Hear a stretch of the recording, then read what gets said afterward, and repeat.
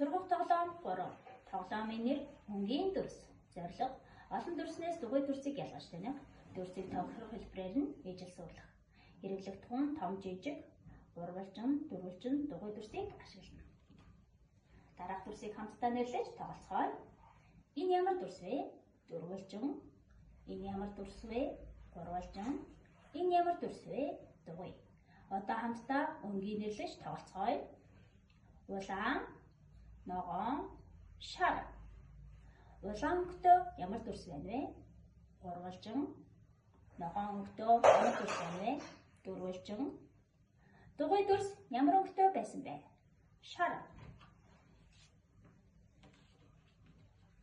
Дараах дүрснээс ижил дүрсийг олж байрлуулаарай.